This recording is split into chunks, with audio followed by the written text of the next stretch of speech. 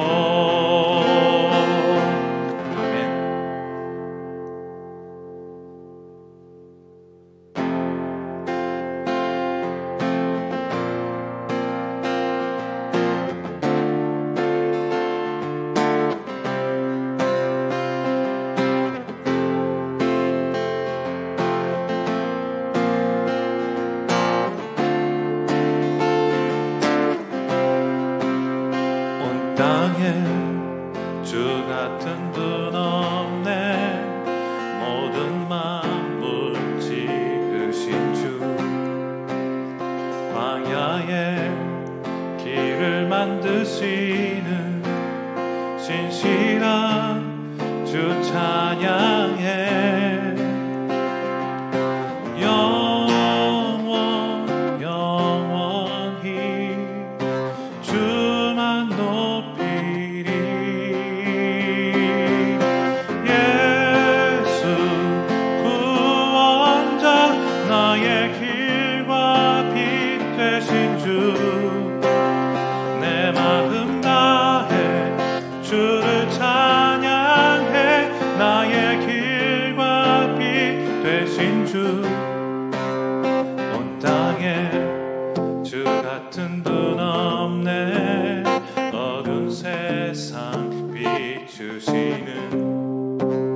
언제나 신실하신 주님, 내 영혼 주 찬양해.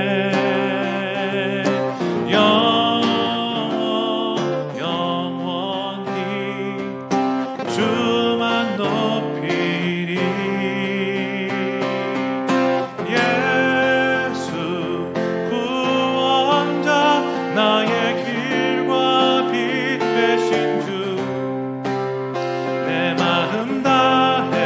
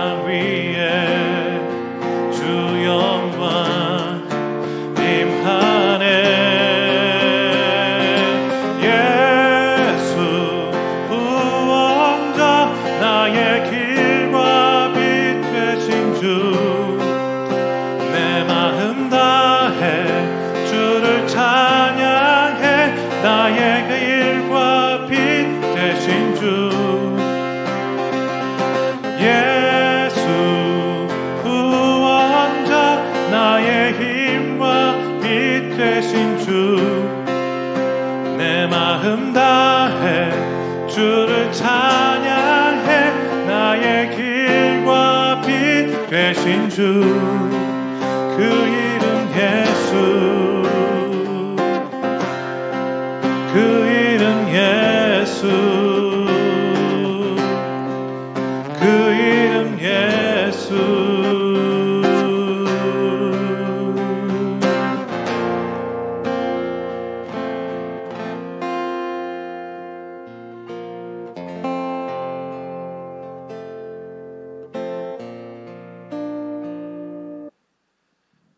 네, 감사합니다. 오늘 함께 묵상할 말씀은요, 사도행전 18장 1절에서 8절까지 말씀입니다. 8절까지 말씀입니다. 함께 교독하겠습니다. 제가 먼저 읽겠습니다. 그 후에 바울이 아덴을 떠나 고린도에 이르러 아굴라라는 본도에서 난 유대인 한 사람을 만나니 글라우디오라 모든 유대인을 병하여 로마에서 떠나라 한 고로 그 아내 브리스길라와 함께 이달리아로부터 새로 온지라. 바울이 그들에게 가매 생업이 같으므로 함께 살며 일을 하니 그 생업은 천막을 만드는 것이더라. 안식일마다 바울이 회당에서 강론하고 유대인과 헬라인을 권면하니라. 실라와 디모데가 마게도냐로부터 내려오매 바울이 하나님의 말씀에 붙잡혀 유대인들에게 예수는 그리스도라 밝히 증언하니 그들이 대적하여 비방하거늘 바울이 옷을 털면서 이르되 너희 피가 너희 머리로 돌아갈 것이요 나는 깨끗하니라. 이후에는 이방인에게로 가리라 하고 거기서 옮겨 하나님을 경외하는 디도 유스도라 하는 사람의 집에 들어가니 그 집은 회당 옆이라. 또 회당장 그리스보가 온 집안과 더불어 주를 믿으며 수많은 고린도 사람도 듣고 믿어 세례를 받더라. 아멘. 으로 바울이 지금 2차 전도 여행을 함께 하고 있는 그 여정을 함께 걸어가 보고 있습니다. 우리가 지난 시간에 살펴본 대로 마게도냐로 하나님께서 인도하여 주셔서 성령님께서 인도하신 이후로 마게도냐에 가서 복음을 증거하고 전도하였던 바울 일행의 그 일정들을 우리가 살펴보았습니다. 빌립보부터 시작해서요, 이제 그곳에 그 도시들을 방문하면서 복음을 전하는 일정들을 소화하고 있었습니다. 그런데 우리가 아시는 대로 베레아에서 심한 그런 유대 회당의 유대인들에게 핍박을 당하잖아요. 그런데 이 베레아에서 핍박을 당하는데 바울 일행을 핍박했던 이들이 누구냐면 베레아 사람들이 아니고 데살로니가 회당에 있는 유대인들이 쫓아와서 바울 일행들을 못살게 굴었던 것을 기억합니다. 그래서 베레아에서 얼른 형제들이 바울만 아덴으로 피신을 시키잖아요.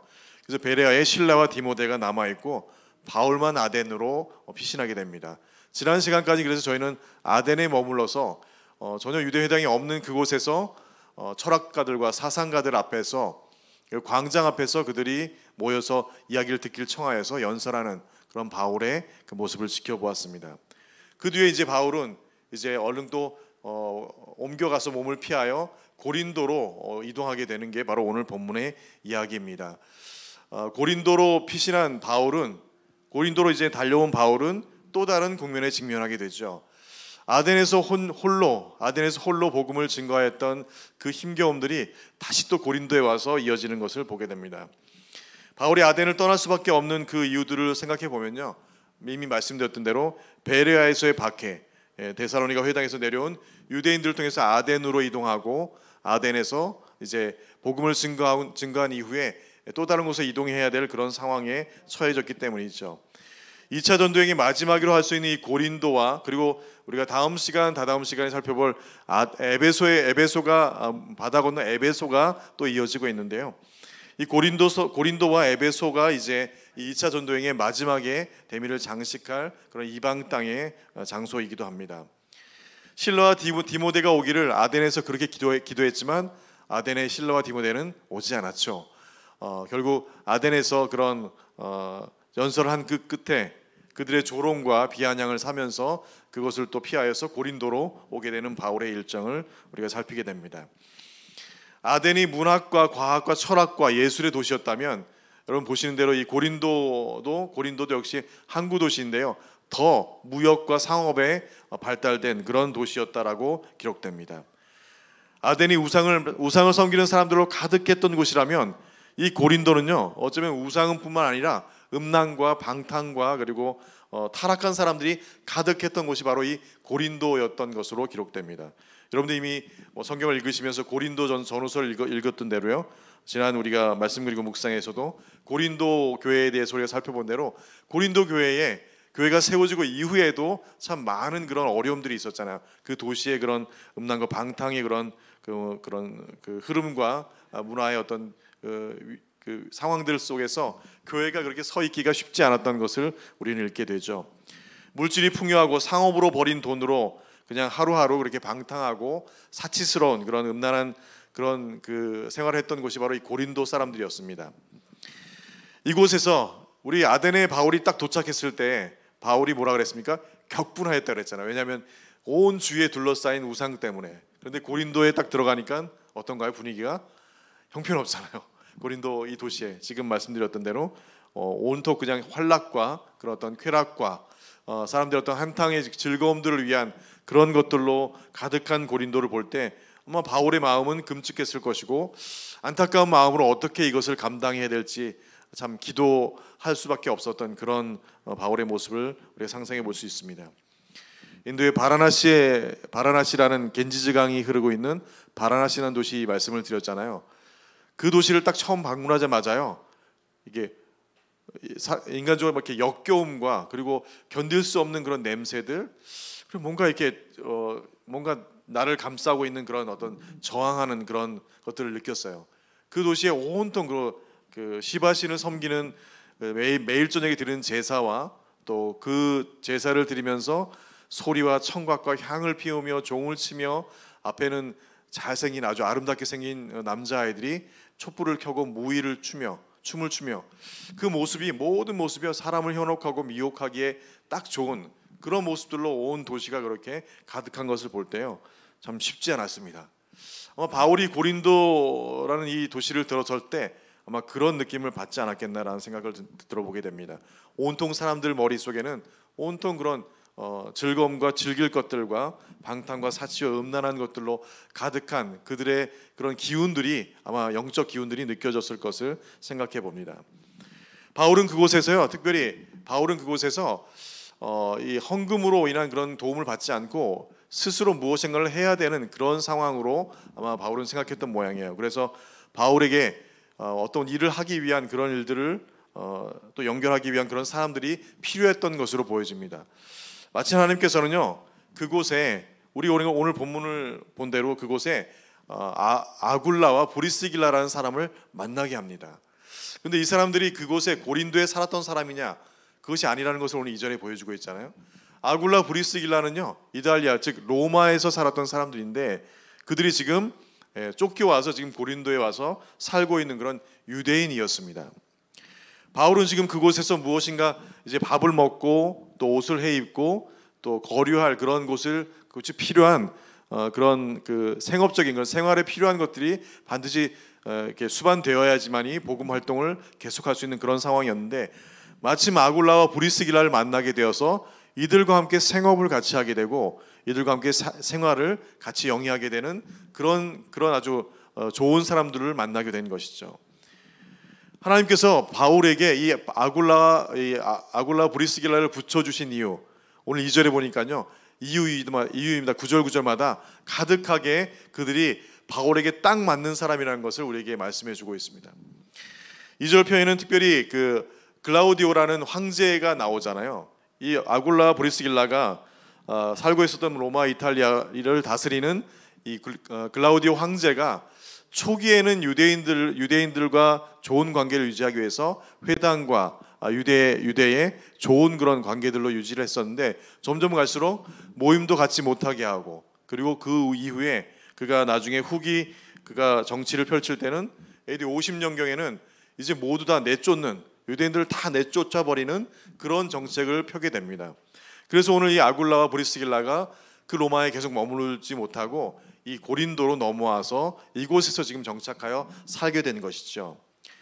그런데 3절에 오늘 말씀해 보면요, 3절에 이 아굴라 브리스길라가 바울과 함께 생업을 같이 했대요. 그러니까 먹고 사는 그 생업을 같이 하게 되고 같이 살며 일을 하게 되고 그 생업이라는 것이 바로 천막을 만드는 텐트 메이커를 하는 그 일을 같이 함께 바울과 하게 됐다고 그렇게 누가는 기록해주고 있습니다.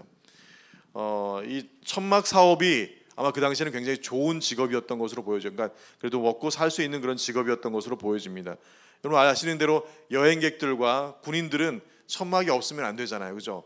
그러니 그쪽 로마, 이탈리아에서 건너와서 어디가 제일 좋을까? 아마 모름지기 아굴라 브리스길라는 이 상업이 발달한 그곳에서 이 천막 장사를 해야지 장사가 잘 될 것이라는 그런 마음으로 아마 고린도에 넘어왔을 것으로 보여집니다.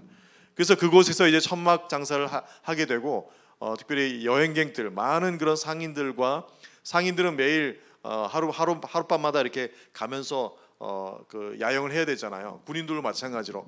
그러니 천막의 수요가 굉장히 좋았을 것 같습니다.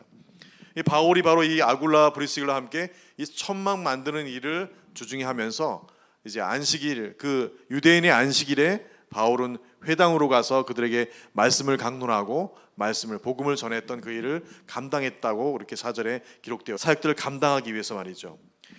고린도는 헌금을 받아서 생활할 수 있는 그런 상황이 아니었으므로 그래서 바울은 아굴라와 브리스길라와 함께 생업으로 주중에는 안식일에는 회당에서 그렇게 강론하는 삶들을 이어져 나갔던 것이죠. 고린도전서 16장 19절에 보면요, 이렇게 바울이 고린도전서에 기록하고 있습니다.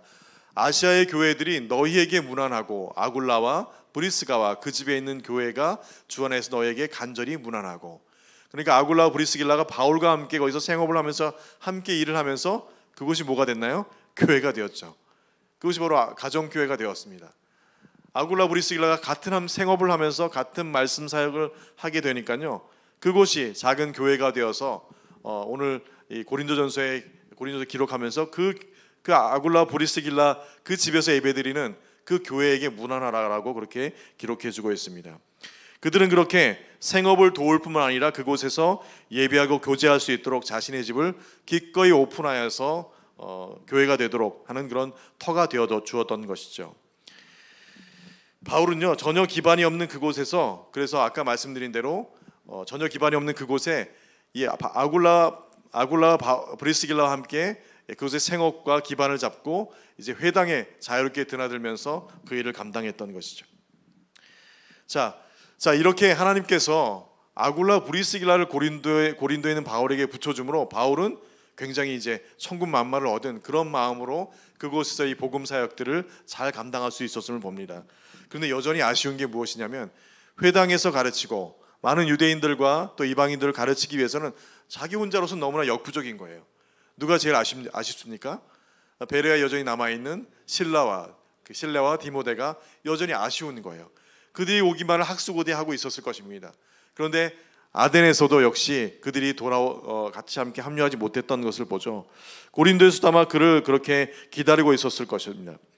그런데 하나님께서 바울의 마음을 알았던지요, 오늘 말씀에 보면 드디어 이제 실라와 디모데가 그들과 함께 합류하게 됩니다. 그들이 함께 아굴라와 브리스길라가 힘을 더하여서 더 그 고린도에서 사역을 잘 감당했지만 그 힘겨운 고군분투 가운데 바울에게 마치 후방에서 폭격과 그리고 항공기 지원을 하듯이, 여러분 전쟁 영화에 보면 아군이 적군에게 포위당해서 어려움을 당하고 있을 때 뒤에서 포격을 해주고 비행기가 와서 적군에게 미사일을 퍼붓게 되면 어떻습니까? 통쾌하잖아요. 궁지에 몰렸던 아군은 힘이 나잖아요. 마치 그것처럼 바울도 아마 이 하나님께서 실라와 디모데를 보낸 그 현장이 아마 전쟁 후방에서 이렇게 폭격 지원을 해주는 그런 마음으로 그 마음에 힘을 얻었던 것을 우리는 상상해 볼 수 있습니다. 실라와 디모데가 합류하게 되어서요, 바울이 하나님 말씀에 더욱더 붙잡혀 있게 됐다고 그렇게 기록됩니다. 5절에 보면 실라와 디모데가 마게도냐로부터 내려오매 바울이 하나님의 말씀에 붙잡혀 유대인들에게 예수는 그리스도라 밝히 증언하니. 여러분 바울이 회당에 들어가서 강론을 할 때 물론 거기서도 예수 그리스도를 전하고 부활을 증거하였을 것이에요. 그런데 오늘 누가 오니까요, 실라와 디모데가 같이 함께 바울과 함께 합류하게 되니까요, 그가 하나님의 말씀에 더욱더 붙잡혀서 예수는 그리스도라라고 밝히 증언한다라고 그렇게 누가가 이렇게 설명하고 있습니다. 우리가 아까 살펴본 4절에는 어떻습니까? 안식일마다 바울이 회당에서 강론하고 유대인과 헬라인을 권면하니라 이렇게 적혀 있다면, 오늘 5절 말씀에는 실라와 디모데가 마게도냐로부터 합류하게 되니까요, 어떻게 해요? 더 말씀에 붙들려서 예수는 그리스도라고 아주 강하게 증거하고 있는 그 모습을 우리가 살피게 됩니다.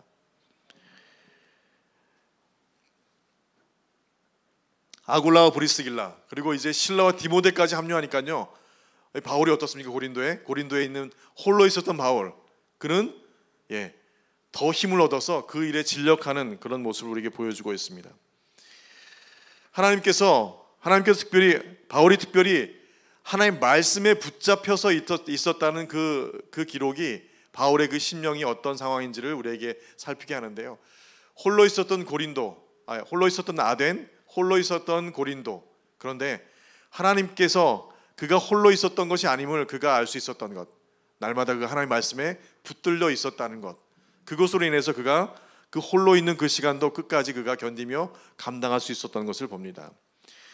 예수는 그리스도다, 회당에 있었던 유대인들이 제일 싫어하고 거북한 그 말을, 그 심령에 담았던 말을 그들에게 이제 쏟아 부어내는 바울의 모습을 봅니다.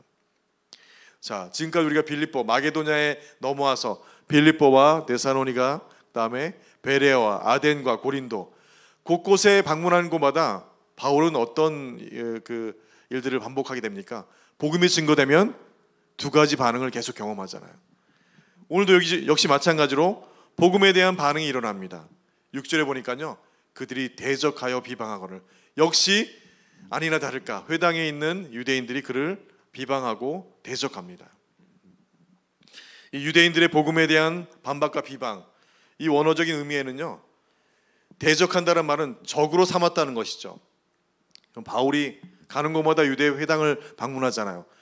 유대인들이 그들의 동포인데, 동포를 사랑하는 마음, 유대인들을 사랑하는 그 마음이 얼마나 큰지, 가는 곳마다 제일 먼저 간 곳이 유대인인데 그들은 바울을 만나자마자 들은 소문과 함께 늘 바울을 대적하고 바울을 핍박하고 박해하며 매질과 옥에 투호까지 시키는 그런 일들을 일삼는 일들이 바로 이 유대인이었습니다.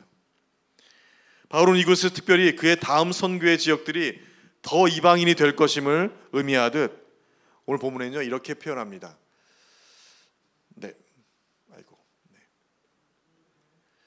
6절에 보면요, 이렇게 표현합니다. 바울이 옷을 털면서 이렇게 표현합니다. 여러분, 옷을 턴다는 건 무슨 뜻입니까?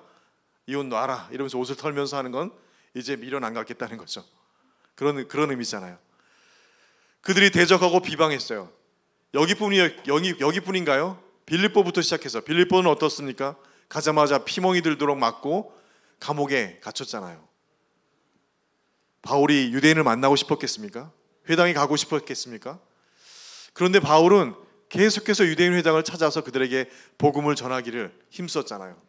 근데 오늘 6절에 보니까요, 다른 곳에는 표현되지 않은 것을 누가가 기록하고 있어요. 그들이 대적하여 비방하거늘 바울이 옷을 털어냈대요. 마치 나 이제 너희들랑 절교할 거야, 너 이제 미련 없어 라고 하는 것처럼. 그리고 그들에게요, 너희 피가 너희 머리로 돌아갈 것이야, 이렇게 강하게 워닝하고 있습니다.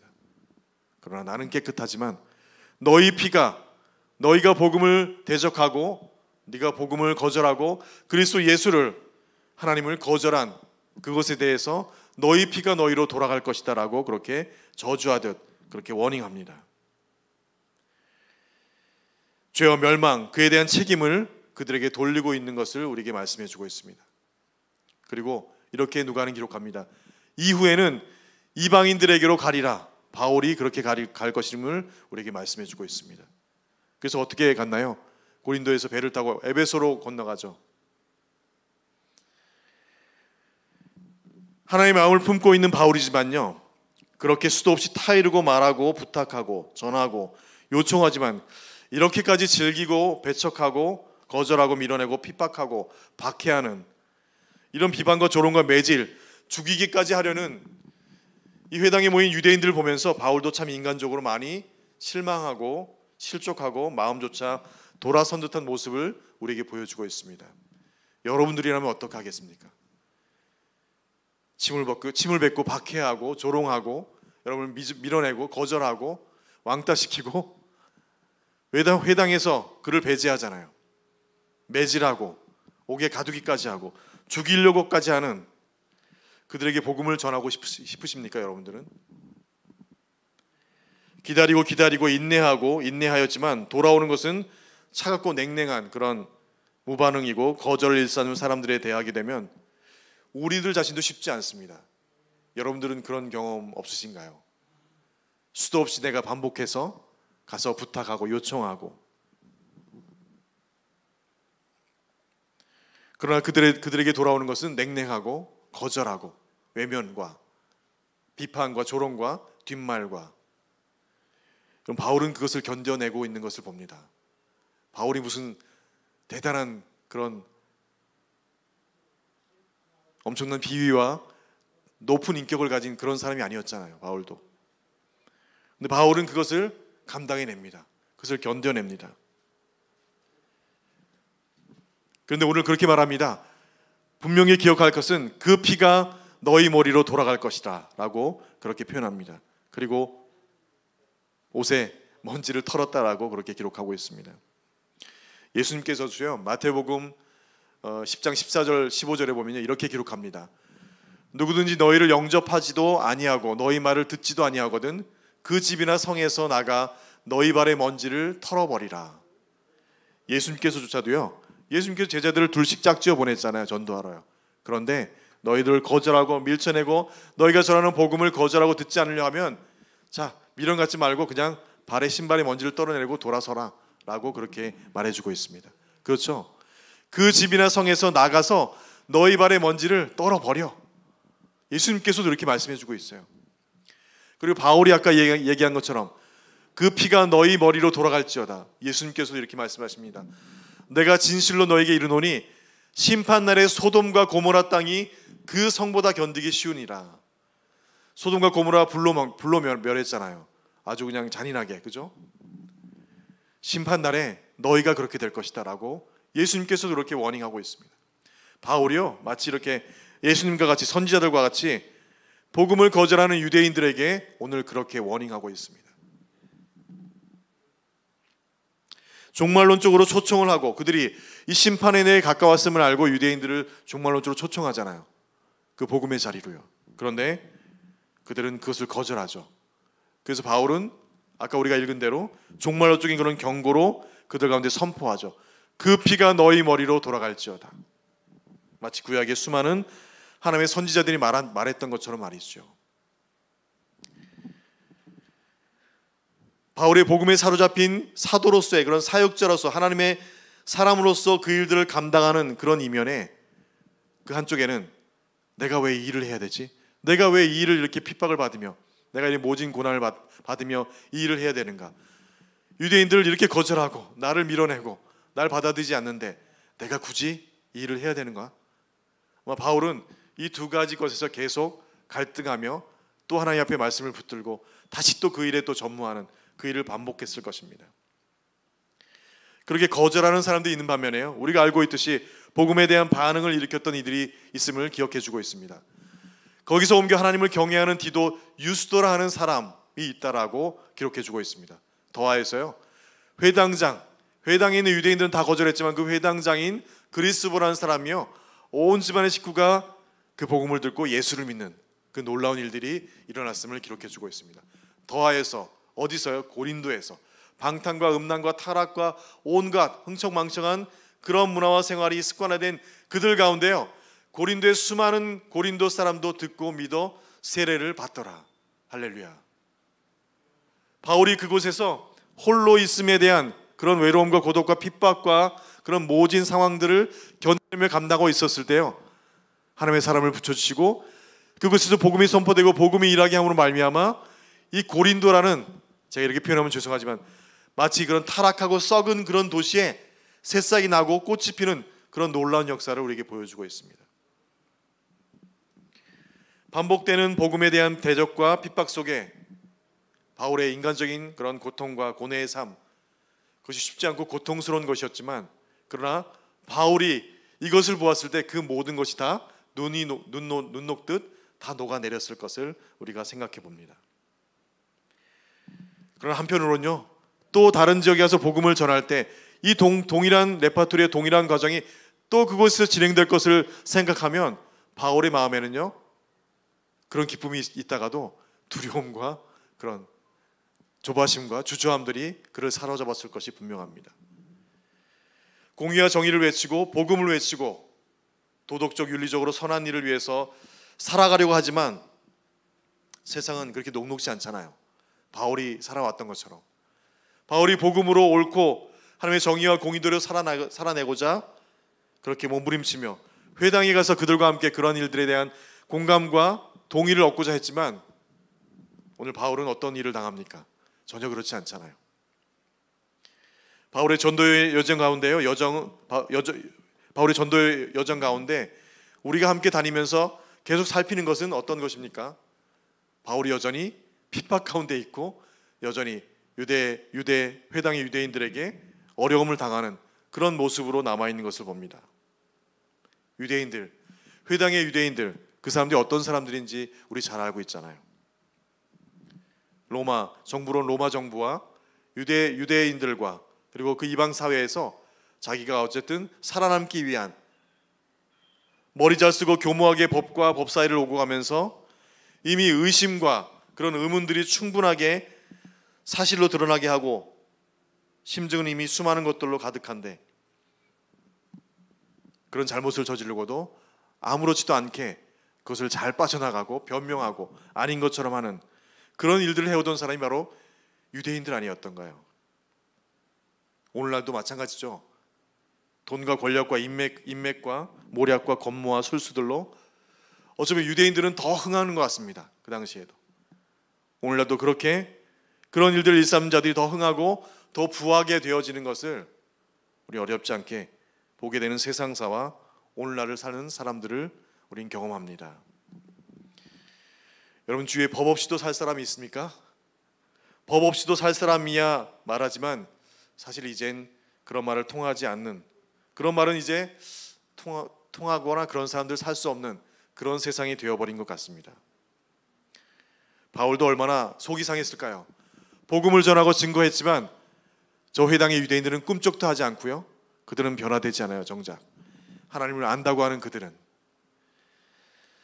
유대인들의 그런 아주 겉모술수와 정치와 종교와 대중들이 무엇을 가장 선호하고 그리고 무엇을 하면 이익이 될지, 소위 세상적 그런 융통과 이해타산에 최적화된 그런 회당에 있는 유대인들에게 바울은 그저 바위에 계란치기 같은, 그리고 복음에 대한 핍박과 박해에 둘러싸이고 그리고 결국 홀로 내던져져 그의 매일의 삶은 그저 고통과 매맞음과 침뱉음과 박해로 일삼았던 그의 선교의 일정들을 우리는 생각합니다.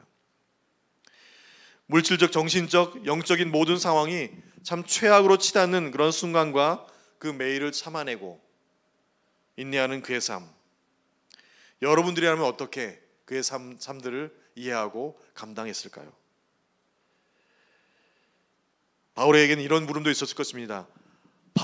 복음이 날 살렸지만 그러나 그 복음이 나만 살린 게 아니고 너도 살리고 우리도 살렸는데 왜 나만 이렇게 고통 가운데 있고 나만 이렇게 박해와 핍박 가운데 있느냐?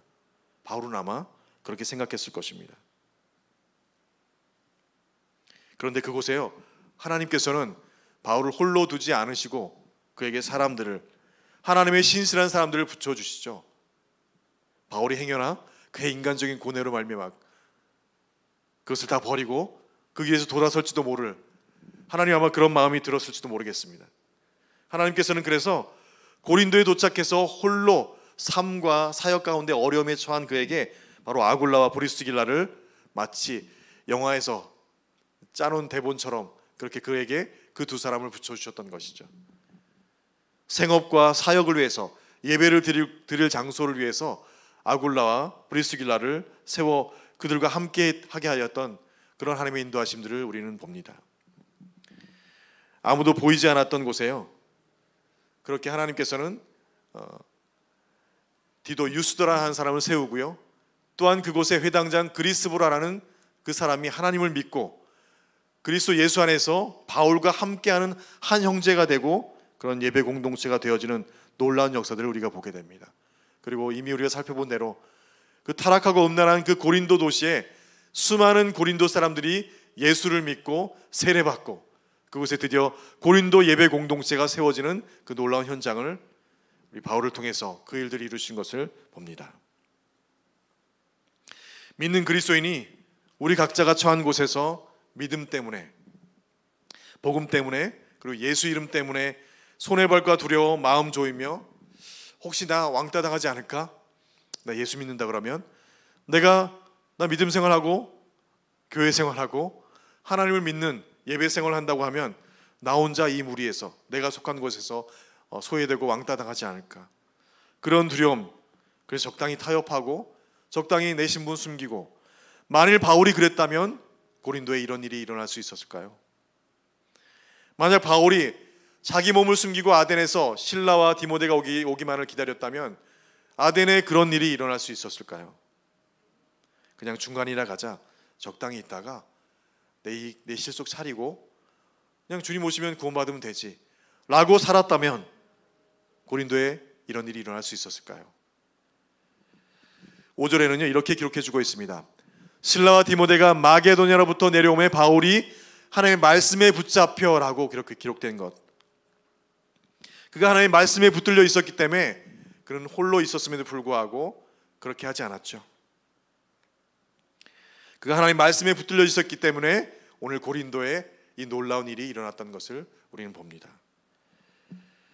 그곳에 하나님께서는요 그가 홀로 고군분투하지 않도록 행여 인간적으로라도 힘들까봐 그렇게 아굴라 브리스길라와 디도 유스도와 그리고 회당장을 붙여주시고 수많은 고린도에 믿는 형제 자매를 그에게 붙여주셨습니다. 할렐루야. 어디서요? 고린도에서요. 그가 처음 왔을 때는 혼자였잖아요.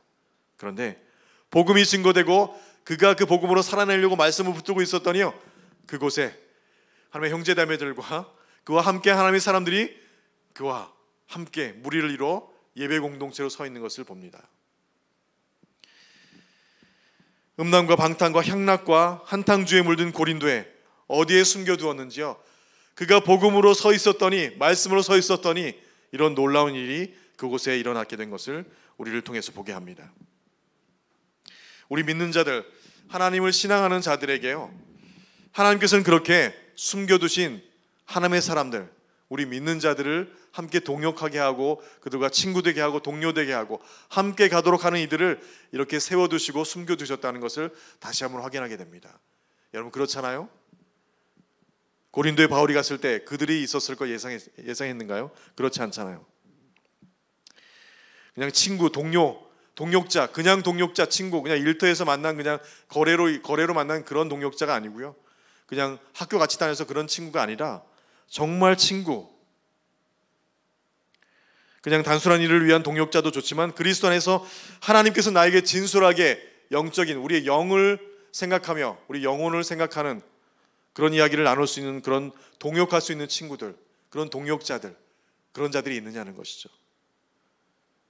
지난 우리 형제 모임에서 같이 우리 소금 살롱에서 읽었던 내면 세계와 질서의 영적 성장에는 그래서 이 저자가 네 번째 개정한 책을 냈는데 네 번째 개정한 책에 챕터 하나를 더 추가한 것이 바로 친구라는 챕터가 있었습니다. 그가 오랜 동안 목회와 신앙생활을 하면서 보니까요 그에게 중요한 것이 무엇이냐, 친구가 꼭 있어야 되는 것, 동료와 동역자, 자기와 함께 속을 나눌 수 있는, 영혼을 함께 교제할 수 있는 그런 친구가 있어야 됨을 그가 기록해주고 있습니다. 그 저자는요 에드워드 패럴이라는 사람의 우정에 대해서 기록한 것을 기록하면서 친구가 필요한 것에 대한 것을 우리에게 말씀해주고 있는데요. 이렇게 기록된 것을 읽게 됩니다. 제가 잠깐 읽어드리겠습니다. 들을 수 있는 깊은 역량이 있기 때문에 우리가 이야기할 수 있다고 느끼는 사람들이 있다.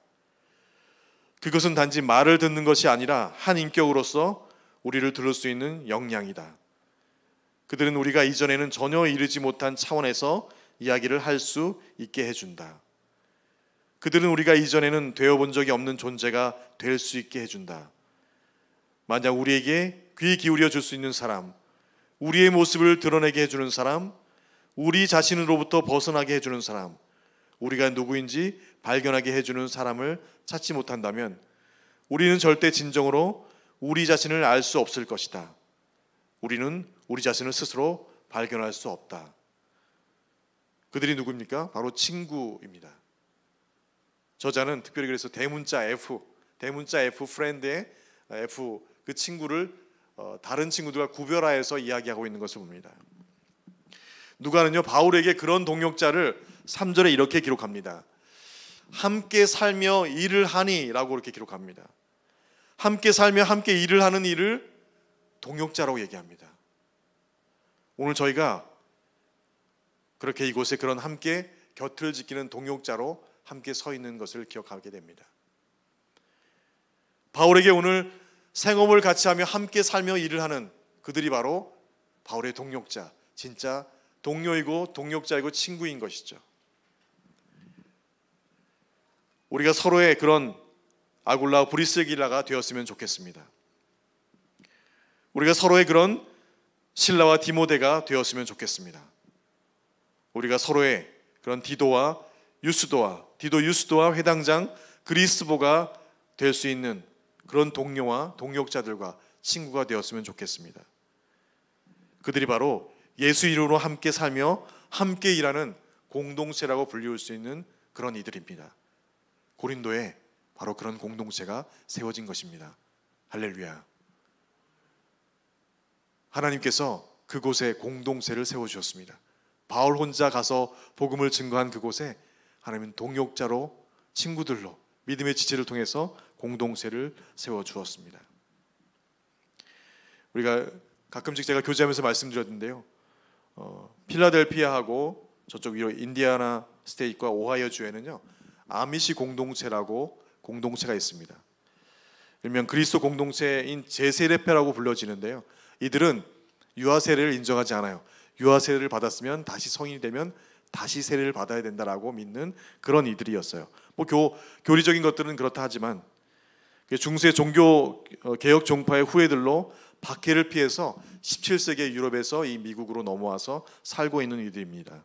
그래서 아미시 공동체가 미국 전역에 한 32만 정도 살고 있다고 합니다.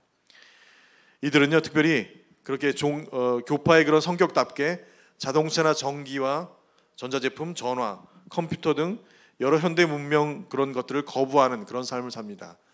실제로 그 아미시 공동체가 있는 그 지역을 지나면요, 이렇게 실제 똑같은 마차가 지나가고요, 마차를 타고 다니는, 옷이 옛날 70년대 것이라고요? 아니요, 지금도 이렇게 입고 다녀요.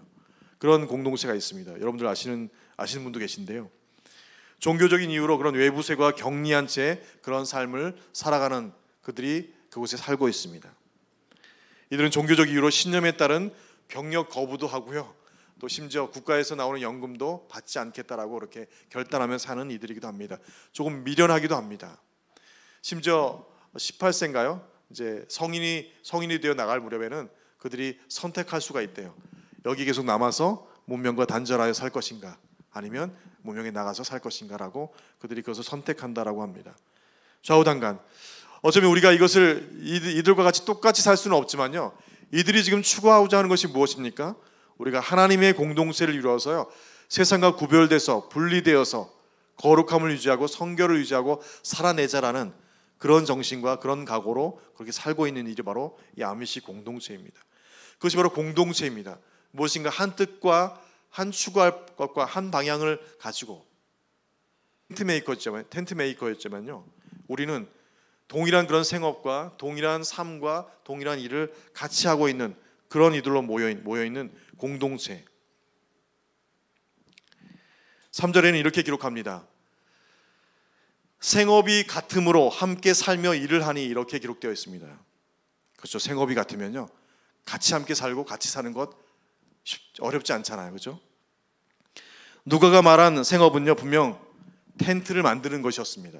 그런데요, 바울과 이 아굴라 부부와 바울이 함께 했던 생업도 무엇입니까? 복음을 증거하고 복음대로 살아내고 예배하는 것, 그것이 똑같은 그런 생업이었습니다. 오늘 우리도 같은 생업을 하고 있지 않습니까? 먹고 사는 그런 직장 웰터는 다르지만 우리가 함께 동일한 생업을 하고 있잖아요. 동일한 사업, 사역을 하고 있잖아요. 고린도에 바로 복음을 같은 생업으로 하는 공동체가 세워진 것처럼 우리도 그렇게 동일한 생업으로 함께 있고요, 함께 살고 함께 일하고 있는 것. 바울 혼자 고린도에 왔지만 그곳에 하나님께서는 하나님의 사람들을 붙이시고 세우시고 일으키셔서 하나님의 기쁨이 되는 복음을 유통시키는, 복음을 생업으로 하는 그런 공동체를 세워주신 것처럼 오늘 우리에게도 그 공동체를 세워주셨습니다. 우리의 생업, 복음을 전하며 유통시키는 것, 이것이 바로 오늘 우리의 생업입니다. 우리가 바로 그 생업이 같음으로 함께 살며 함께 일하는 그런 우리가 바로 소그모냐 공동체입니다. 우리에게 바로 그런 동역자들, 내 형제 자매, 내 지체들, 그런 예배 공동체를 오늘 우리에게 허락해 주셨습니다. 우리 각자는 홀로였지만 그러나 복음으로 함께 그 생업을 같이 살아낼 때 그곳에 하나님의 사람들이 모이고 그곳에 고린도 공동체가 세워진 것처럼 오늘 이곳에 그렇게 하나님의 복음으로 예배 공동체가 세워진 것, 그것이 바로 소그모냐 공동체입니다. 주신 말씀 기억하며 함께 기도하시겠습니다. 감사합니다. 우리 서로를 축복하면서 축복하시고 오늘 예배를 마치도록 하겠습니다.